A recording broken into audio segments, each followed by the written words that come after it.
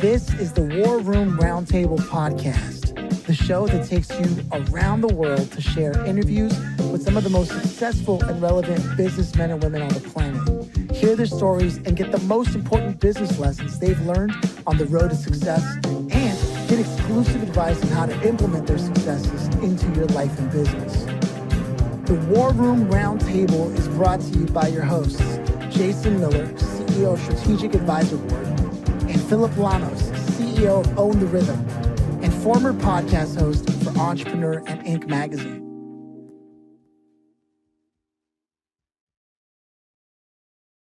Welcome to the War Room, Mandy. It's a pleasure to have you here.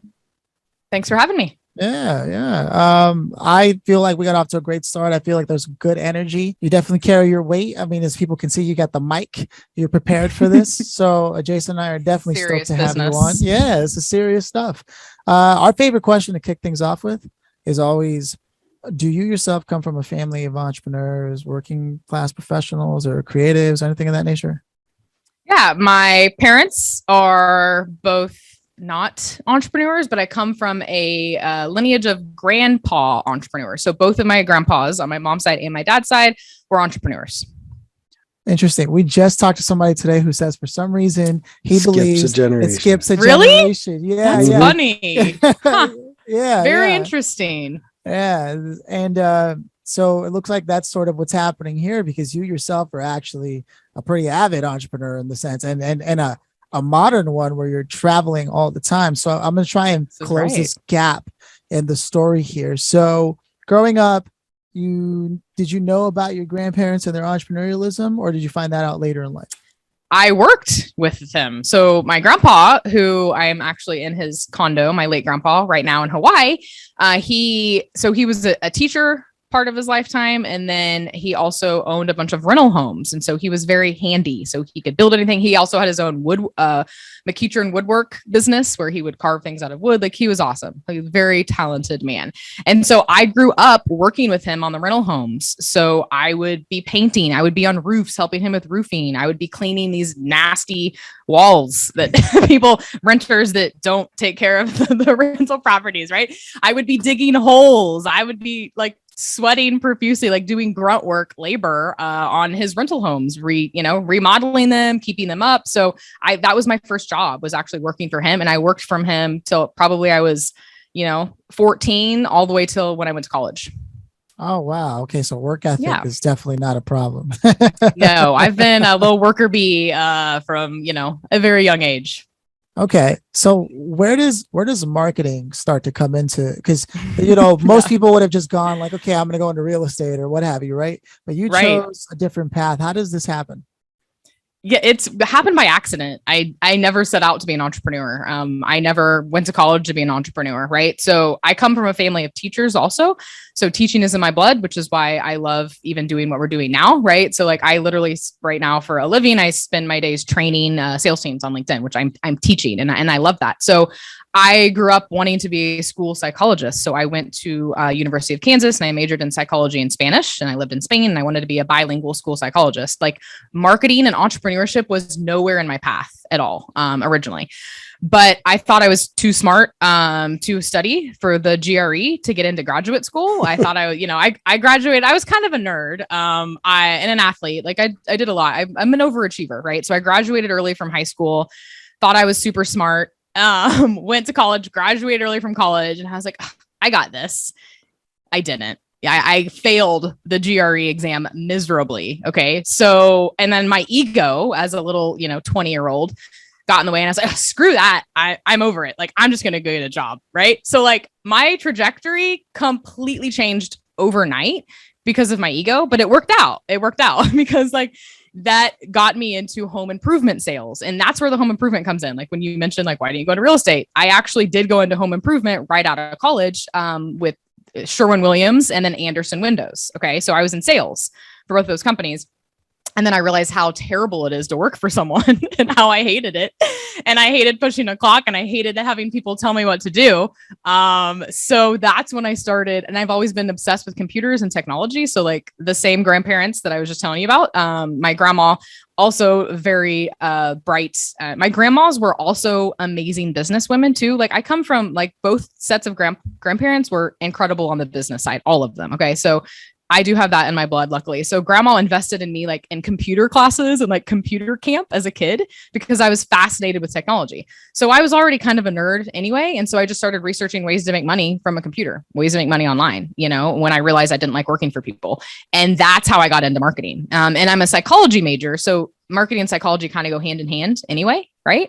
So I kind of fell in love with this idea of like, I can work from my house. This was in 2007, by the way, like right after I graduated college. I started researching this. And I was like, you can make money sitting from my computer? Like, are you kidding me? This is amazing. This was like the wild, wild west days where like you could do black hat SEO and rank at the top of Google, you know, like anything was possible. Like social media wasn't even really a thing. Like Facebook had just recently come out, you know, like no one even really used social for business at that point. It was all like black hat SEO tactics and Google AdWords, right? Oh, now man. The world is like completely different. So that's how I started. That's how I started off. Like I just discovered online marketing. I taught myself HTML. I taught myself SEO. I would build HTML websites from scratch. I would get them ranked in Google and they were all affiliate stuff. So I fell into the trap of like all these multimillionaire dudes with their Lamborghinis and their hot girls on the pages. Like, you know what I'm talking about, right? Like those gurus. Yes. Yeah. Back in the day. And I bought their courses and I learned from them, you know, and like, here I am, like a little bit worked, you know, most did it, but that's really how I got started. Honestly. I love it only because I understand because that's sort of how I got my start in digital marketing myself. Anyway, I mean, I eventually got a job at a marketing agency in New York, but it's very similar. Okay. I remember learning about, Los Angeles web designer was based on Los Angeles web designer school because of Los Angeles, like, you know, all that black hat, SEO, just keyword stuff, a website until Google changed the algorithm. And now you actually have to make sense. And all those things, all those courses from you can get rich if you buy 10 plane tickets, the 11th one is free. I don't know if you knew that. You can start a whole business by just planning trips for people. You name it. I get it. It was a crazy time to come up on the internet. And not many people who were young were also like interested in computers at that time. It was really like, no, they weren't. I was like the freak of all my friends. Like I remember being at parties. I'm not even making this up. Okay. This is how big of a dork I am, but it paid off, right? I'm proud to be a dork, but like I would be at parties and they would be partying or playing poker and I don't play poker. Yeah. And I vividly remember this like memory. I was in the basement, a bunch of bros, a few girls, they were all partying, having a good time. And I was literally on the couch with my laptop building out an HTML site for a dating website that I was an affiliate for. Okay. And like everyone else is drinking and partying and there's little Mandy, like, you know, nerding away. But I loved it. Like people thought they're like, you're weird. Like, but I was like, this is awesome. Like I would much rather do this and play poker, you know, like I just became so fascinated with it. And then I was like, I'm an idiot. WordPress exists. Why am I building HTML websites when there's something called WordPress? And then that just changed my entire world. Like when I found WordPress, I thought I had like hit the jackpot. I was like, oh, this is amazing. So then I started developing WordPress sites and selling them, you know, and then I was like, oh, this is so much faster. Right? That's funny. I have such a similar trajectory. Really? I mean, yeah. WordPress and like connecting it to the cpanel through the file transfer protocol, all that. No, I get it. I get it. And then you learn you don't even have to do all that because now WordPress can host the templates directly, etc. Okay, so I'm picking up what you're putting down. So at some point, he's going to ask me, so I want to get your take, and I'm just going to say, I got nothing. I love it. Jason's like, what the hell are you guys talking about? I know we could probably talk for hours about this, man. I'm sure. So I think it's fascinating though. If we go back to the narrative we're talking about, do you come from a family of entrepreneurs? It's clear that you have it in your blood, and more importantly, that you yourself are personally driven to some degree of success that just is on your own terms, which is as millennial as things can get. And I don't say that word to criticize. Like I'm there too, right? And so this is often the disconnect between the generations on either side, right? Is why millennials, this is a great topic to bring up, why millennials are the way they are, or why this certain age group, let's say, are the way they are, is because we saw a lot of things happening and realized that one of the only ways to maintain a shred of dignity, what we call dignity anyways, is to have some control over how success becomes, like from the people we spend time with to the things we spend our time doing, right? 100%.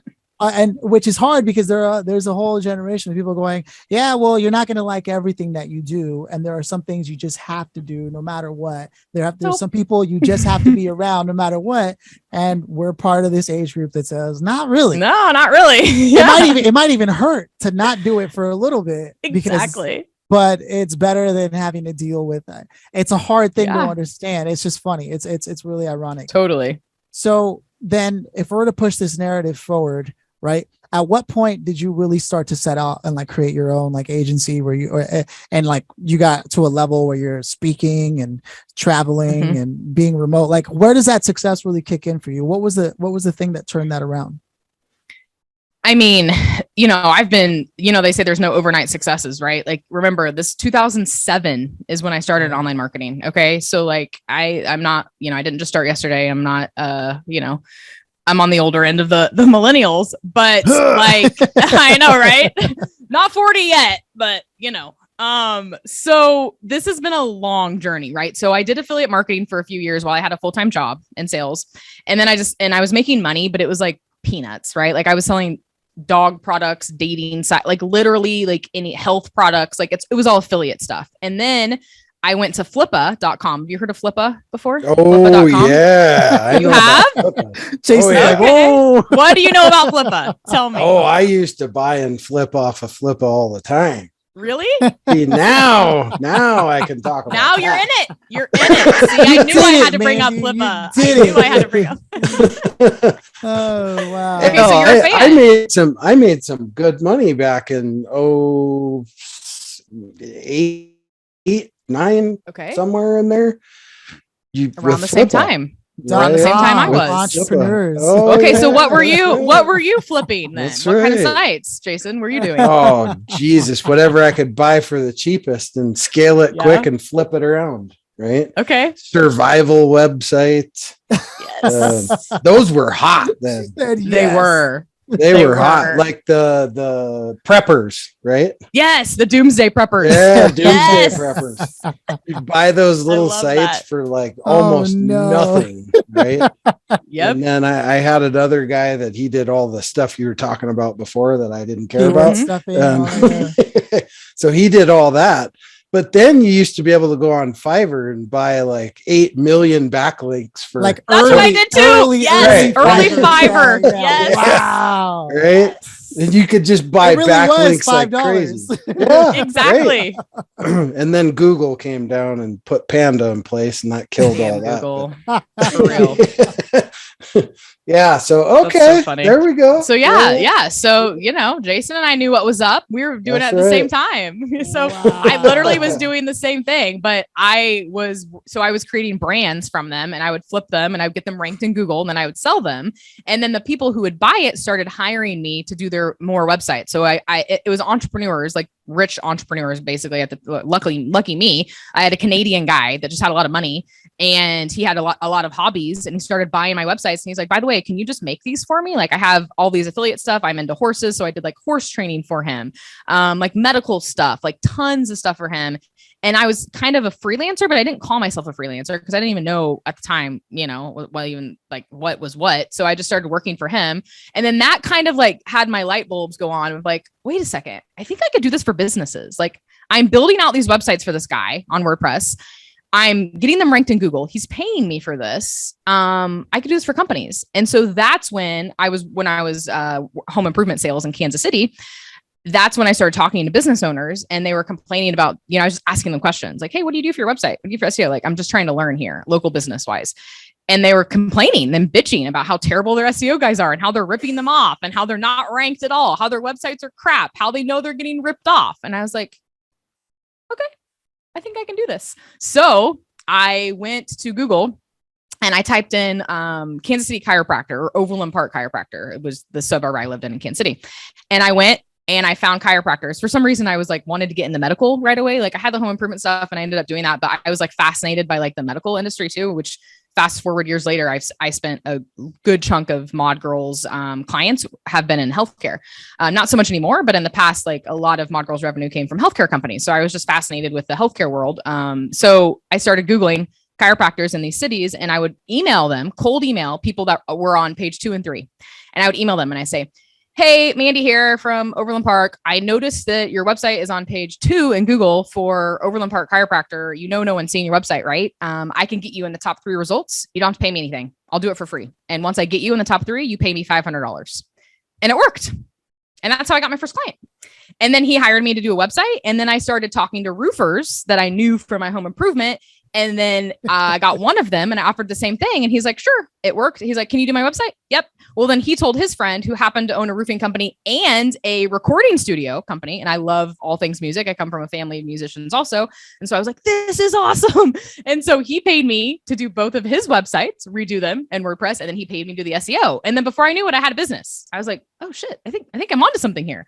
And it was just word of mouth. And that's literally how Mod Girl was born. And then I was able to, quit my job and it was all local marketing. So for many, many years, I did local marketing in the Kansas City area before I started national, where I'm at now. So it was very hyper specific local. I didn't even need a website. I literally didn't even have it was a terrible landing page. Like I didn't even need one back in the day because hardly anyone was doing this. And I was, it was hard for people to trust me though. It was like, I look young now, but I really, really looked young when I was 22, so I'm out there up against these 45-year-old men that are SEO guys. And I'm this young female. And so they kind of wrote me off, some of them at first, but then when I proved myself and I'm like, look, I just ranked these websites at the top of Google and my websites are badass. These websites look like crap. Look at my website. It's so much better. And that's where Mod Girl came from. Honestly, modern is mod. And I want people to know that I'm a girl for one, because I was up against all dudes and that I'm legit. So mod is modern because all my shit, all my branding and my websites were pristine and all these other ones were crap. They were just templates, And so that's when I was like, I'm going to brand myself as a mod girl. And that's literally how it got started. And then the rest just evolved into what I'm doing now. But that's the short version of the very beginning infancy stages of Mod Girl. That's badass. And I think it really does. This is a great story for anyone who's on the edges there and wondering I have a flair for design, but I don't go for it. You just got to go for it and see what's currently working that people are underutilizing. Because at the time, nobody was doing local SEO. Nobody was taking advantage of the fact that Google really hooked it up back then. If you ran ads locally for zip codes and in the area, the list goes on to all the tactics you could have offered people to help. I remember going to liquor stores and little barbershops doing all the same things. All of them were sure. Yes. And I was bilingual. So I started hitting up all the hair salons of just people. So I get it. I get it. It was a real hustle, and obviously times have changed. Even WordPress isn't what it used to be. There's Webflow now and all these tools, but I think it's a really interesting journey that you've had, and it just goes to show when somebody really wants to make something happen, they will. You make it happen. Yep, exactly. Really, really will. And exactly. I know that a lot of people out there they're watching Tai Lopez, and it's no different than all the names that nobody knew back then that you were buying their courses, and they would give you affiliate links, and then you could even just sell the course. And exactly. That was how you made money. It was a crazy time. And there's still people who think that's still valuable and still relevant. And to some degree it is, but not really. I think the times have not changed. as much. There's too much free content. So much. Yeah. That's the thing. There wasn't all this free content back then. You had to pay for it. There's some people, that were YouTubers that I would follow back in the day, but you're right. There is so much free content out there now that the course world in general has changed. And I have courses, right? And for 3 years I was in the course world from 2017 to early 2020, or I quit right before the pandemic actually, because I was just getting burnt out. But even the course world has changed dramatically that's the thing with our world. And I'm very ADD, ADHD, high energy, and I have to be stimulated all the time. So I chose the best profession because everything is changing so fast in digital marketing, and it's like a lot of this is timing too. So for those of you also who are, wanting to get out there and do something, you really got to look at the trends and the timing and what's happening and what's popular and what's not. Because like to your point of like timing, like when you and I started out, it was a lot of timing. Like people weren't doing these things and it was great timing and we were able to capitalize on that. But now, good luck trying to be a local SEO company right now. Like, hell no. I would never recommend that to anyone. It's brutal out there, right? Yeah. Like, it's changed so much. So you also have to be smart about it. Like, it is about your passion and what you love doing, but you also really have to pay attention to the market, the trends, the competition, where things are going, where things are heading, because it is very, very timely, the market that we're in. Yeah, we're in the Web3 era, whether you enjoy it or not. Totally. Yeah, no, we totally are. Yeah, 100%. Yeah, no, I'm a big fan of what actually we had Rand Fishkin on here. I love Rand. Yeah, last week. And cool. Moz SEO was like, come on, if you were in marketing, for sure. Yeah. And now Moz. Yeah, he was talking about SparkToro, his new stuff. And so yeah, there's so many exciting things happening. And I think you chose the right path with the energy and the personality you have to be in marketing, to be on the cutting edge of things, to be able to be excited about it when you're talking to people about it. That totally just goes hand in hand with personality and the path that you chose. So what are you doing now that we should know about, and how can people connect to you?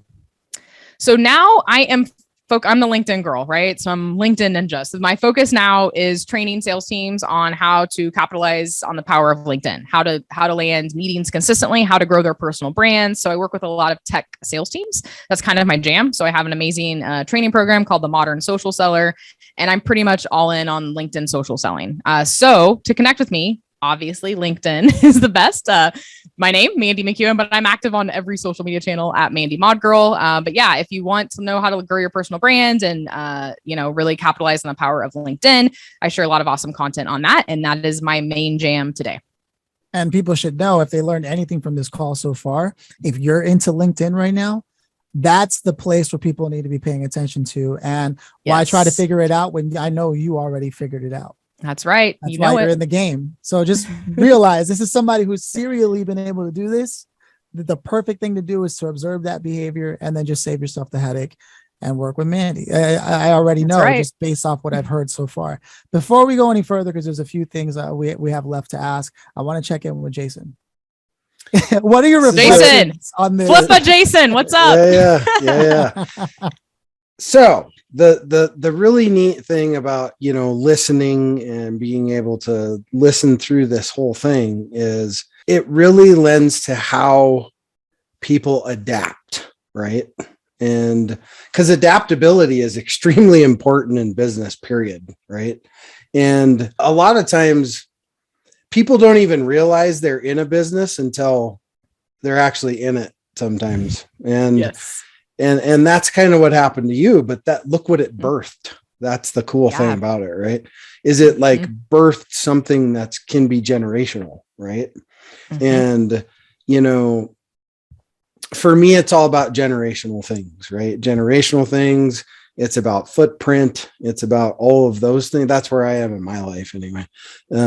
Is those leaving those kind of impacts. And we need people like you and Philip. You guys jive talking about a whole bunch of stuff that I don't really know a lot about, but we need that, more of that in today's world, to teach the older generation that there are other ways of doing things, right? Philip get along so damn well because, I bring the little more sage to older way of things. And then he brings the new technology and all that stuff. And we put that together and it's like an explosion, right? And that's why it works so well.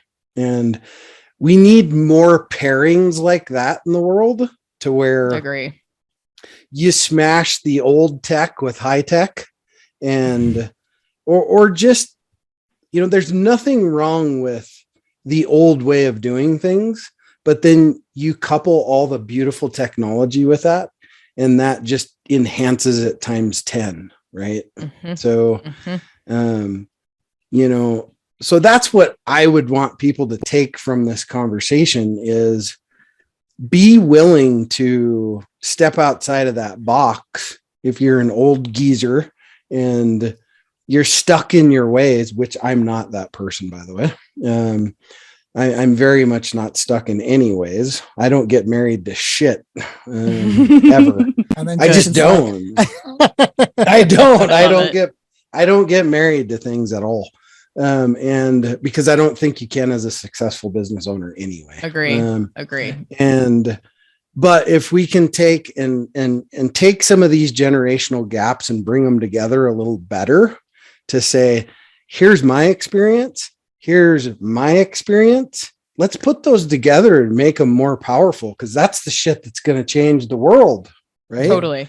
And quit having these conversations. Well, I'm a Gen X. Well, I'm a Gen Z. Who gives a shit? It doesn't matter. It doesn't freaking matter. Yes. Who cares? I'm so glad you mentioned that, Jason, because honestly, like I blend both old school, new school. I am all about being a human, being a real freaking human being. The basis of all of my training is teaching people how to be humans again and how to connect on a human level, how to actually help people and provide value and not just be an annoying robot on social media. Like that is what I do. I preach this every single day. So my business, like I take old school, like face to face, like the back in the day when like we didn't have this, like sales reps were selling face to face, right? We need to get back to that mentality of like treating people like we're face to face and not just behind a computer screen. And so I love that you mentioned that, because my entire business model is literally blending the two of like humanizing people and the brands and like being real human beings and taking it back old school. And we didn't even have technology when we just talked to each other, you know, like heaven forbid you have a normal conversation with people, you know, like we've been so like digitized and everything that some people forget how to even communicate. And that's really sad when you're in sales and you don't even know how to properly communicate with people online, you know? And so I love that you mentioned that. It really is blending the two together, and you have a perfect harmony when you do that. Yeah. Well, and here's another thing too. Like somebody on LinkedIn, and I won't even mention, I don't even know who it was, but anyway, they were like, hey, let's jump on a 7-minute call. And I was like, okay, hold on. What in the hell are we going to accomplish in 7 minutes other than you pitching a product? Maybe there's time to even do that. Right. Because there is, even in my opinion, there is nothing good that's going to come out of a 20-minute phone call. Typically. Right. I mean, you have to be able to invest the time. Right. My schedule is 30 minutes. It always ends up going an hour and a half every time because it's a meaningful conversation.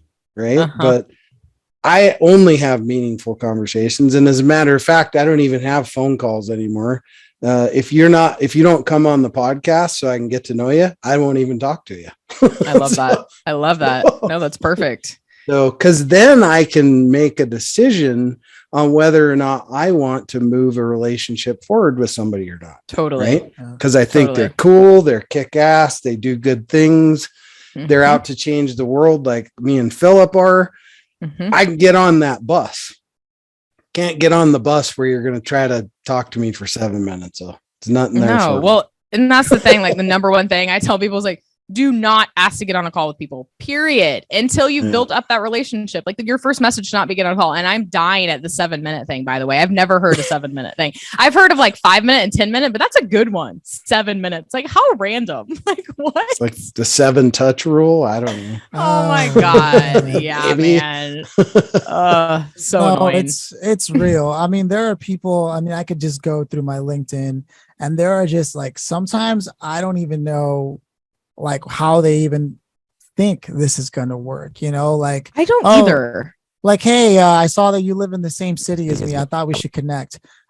A little more context, you know, because I'm looking at you and like you and I are not even remotely in the same industry. I can't see any immediate crossover. And, you know, I'll connect with them and they're like, actually, I have a mobile app that I would love to be able to develop for you. And I'm like, come on, man. Come on, man. And I'm not trying to go through menus just to unfollow you or what have you. It's really bad. It's really bad. It is. It's terrible. And that's why I do what I do, you know, because when you do what I'm training people to do, they instantly stand out in the inbox because people are abusing LinkedIn and spamming people, just like what you two mentioned, you know? And so when you do it the right way and you're an actual human being and you're just having a conversation with people and you're calling out something like personal or whatever, you're going to stand out, you know, because it's unfortunate that all of our inboxes are full of just junk. on I got it. LinkedIn. I got it. Here's an idea, right? If you had a mobile app if you knew you could develop mobile apps for people and you were on LinkedIn, how would you first approach someone?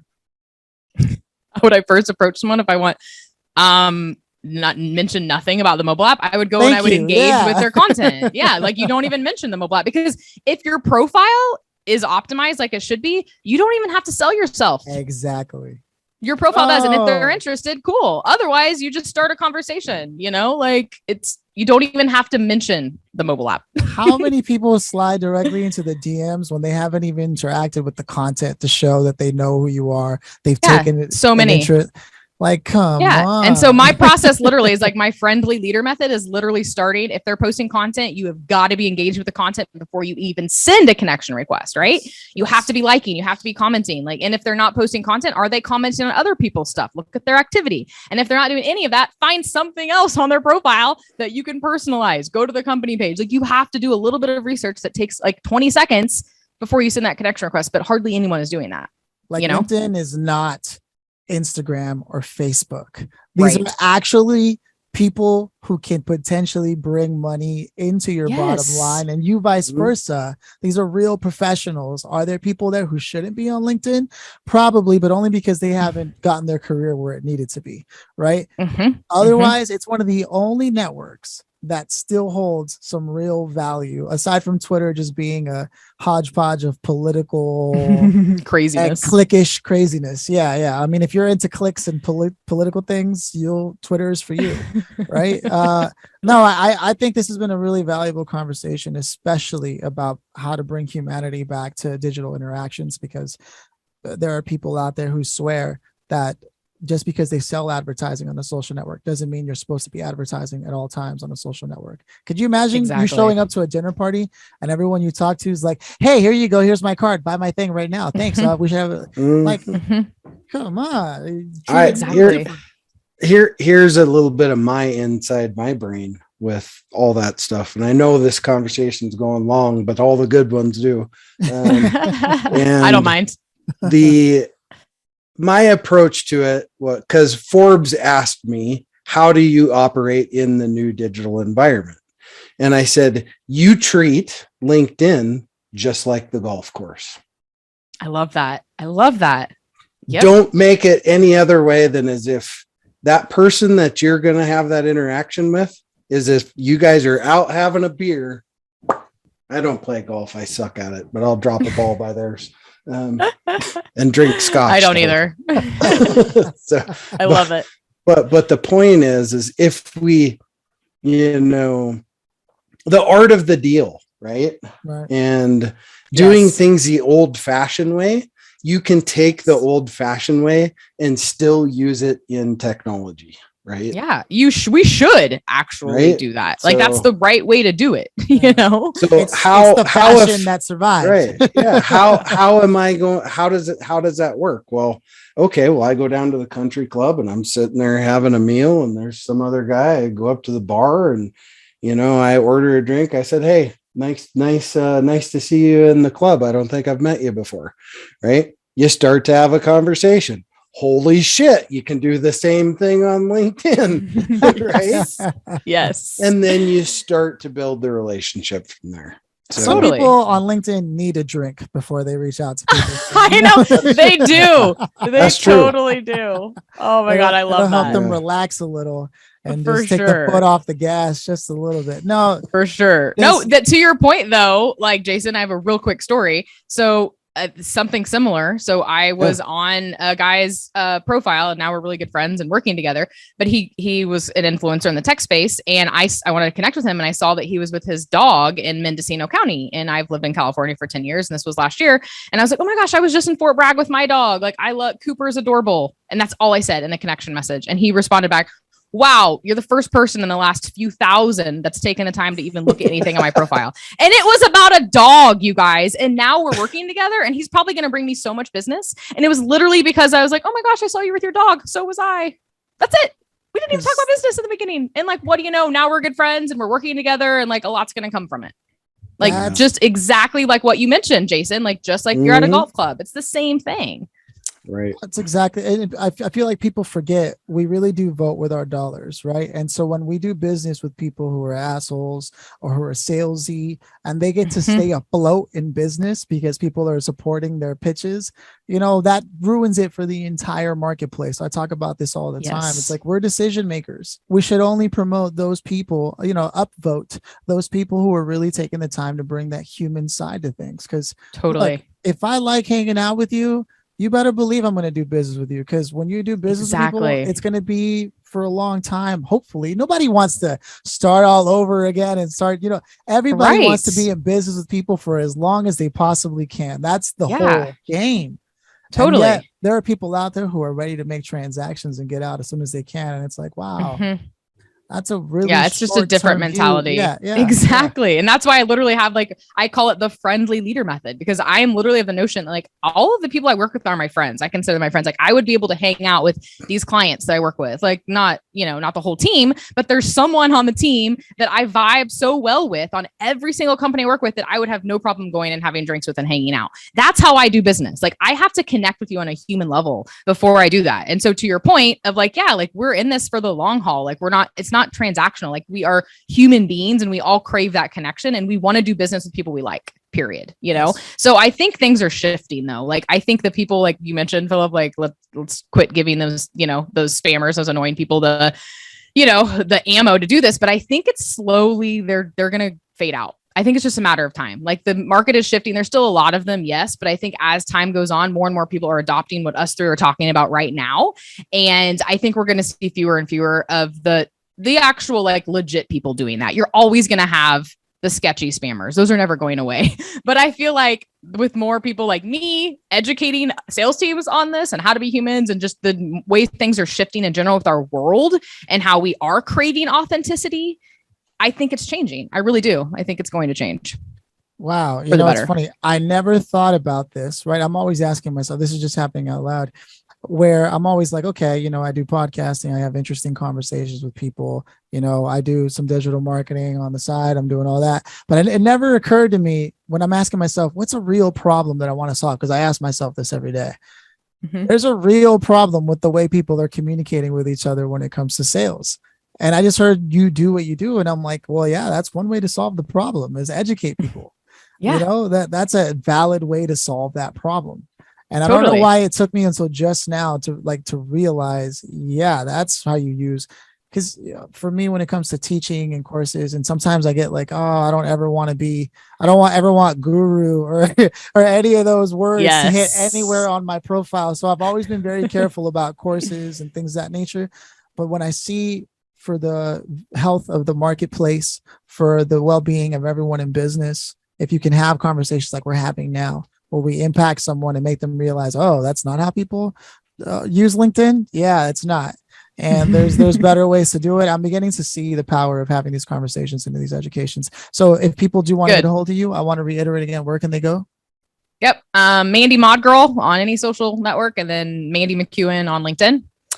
And then, my websites are modgirlmarketing.com, but everything's linked up on social. So pick your poison on whatever social media network is your favorite. You will find me on it. Awesome. Okay. And then if you had any bottom line advice, hey, if you're really serious about getting into business in general, what would you say to people? Find people doing exactly what you want to do and befriend them and learn as much as you possibly can from them. I would not be where I am today without mentors that were so gracious with their time when I first started out, and even now. You can't do this alone. People are very friendly and more than happy to help. A lot of people are. LinkedIn is a great place for that. It's a very warming community. So don't ever go at anything alone. There are plenty of people out there you can learn from. You can follow them. You can reach out to them. They could be your mentor, even if they don't know they're your mentor. You know what I mean? But also make friends with people too. Befriend people who are doing what you're trying to do, so learn from people that might not realize you're learning from them, but also actually reach out to people. So there's a follow button on LinkedIn and there's a connect button. I always tell people, even if someone's an influencer and they have lots of followers, please go ahead and click the drop down and send them a connection request and customize it and say how much you appreciate them and their content and tell them what you're doing, because you would be surprised surprised how many people that have lots of followers would actually respond to that. And a lot of people aren't capped out on their LinkedIn connections, and you wouldn't know that, but they have loads of followers. So, and this goes for anything, even any social media network. Never be afraid to reach out to someone at all, because the worst that can happen is they just don't respond to you.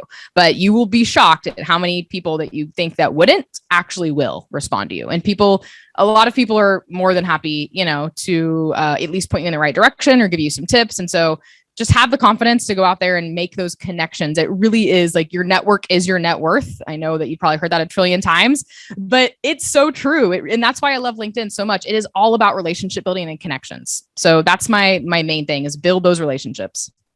I love it. I'm picking LinkedIn's up a golf course. That's yes. Hey, Exactly. Yes. So the new golf course. This is a perfect time before we ask the last question of the show, right? The grand finale is a perfect time to just give a huge shout out to somebody that made this conversation in particular possible, because we do have limited slots, and we give these to key people in our community who are avid listeners of the show, and they want to be a part of it and help magnify our reach and us theirs. And so Cyberpreneur Inferno, if you haven't heard of it, start Googling it. This is Kelly Gordon, and she's essentially developed something that can help you break free from the burnout cycle that is entrepreneurship when you're running an agency. If you chose that path, right? In like 100 days, she can get you set right. And all you have to do is remember that you assumed you were going to start an agency and have way more time and less worries about money, only to find out you have no time and lots of bills. And you're like, what just happened? A bull in a china shop. Everywhere you look, there's a problem. You could spend 10,000 hours trying to figure this out yourself, or you can join up with Kelly Gordon and Cyberpreneur Inferno. She's got a little community of people actually kicking ass every day, and they can put you on the same path to kicking ass. All you have to do is go, now this is going to be an interesting URL, but go to get.cyberpreneurinferno.com/4x4 method, right? get.cyberpreneurinferno.com/4x4 method, and tell them the War Room sent you by typing in War Room 15, and you'll get 15% off this tuition discount. As you know, they go down. So now let's wrap this up by coming back to the grand finale, which we are long overdue for, but this was totally a conversation that was worth having. Okay, Mandy, if you could have invited anybody, and I mean anybody, to this conversation today, to hear everything we just talked about, to hear about your story, even from those days when you were sitting there fixing houses and this and that, really young, to where you are now, right? Where now you're fixing up people on LinkedIn. That's right. Who and what would prompt you to invite them? Why would you invite someone here, and specifically them?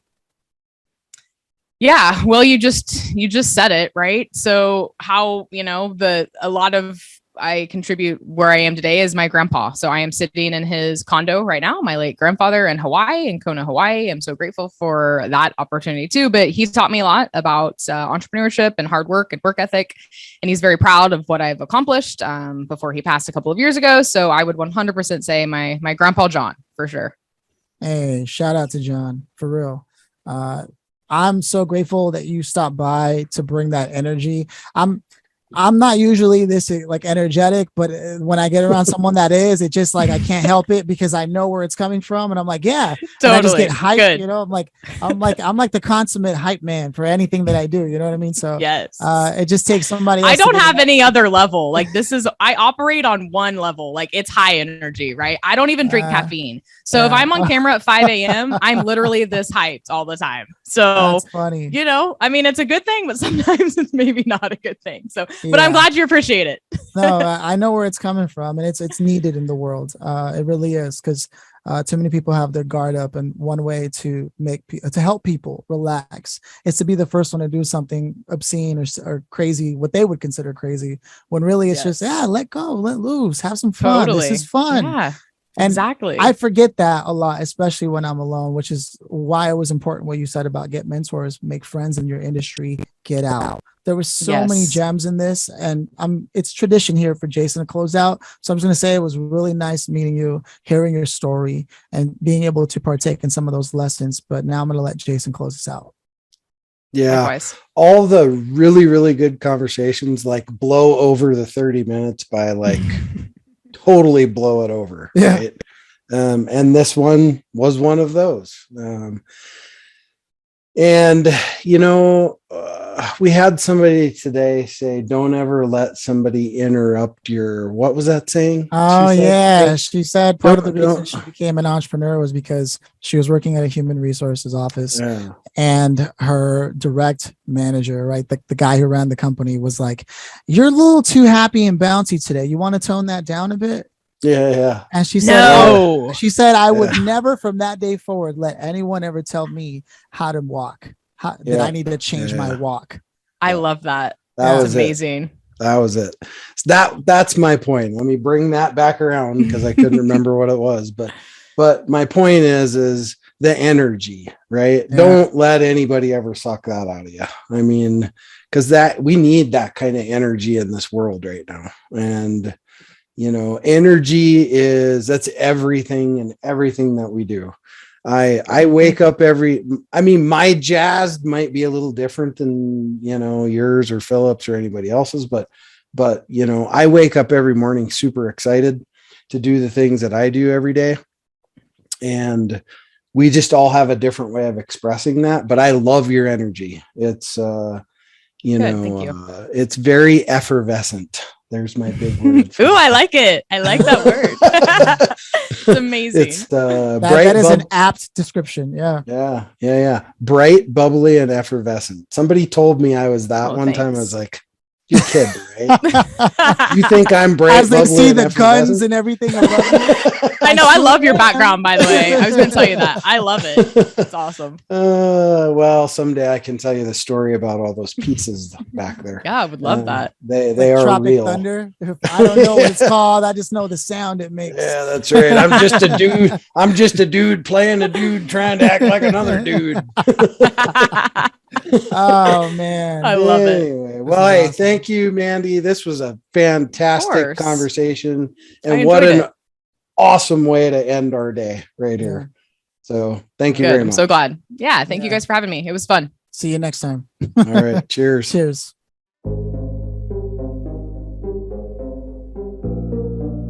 Thanks for listening to the War Room Roundtable with your hosts, Jason Miller and Philip Lanos.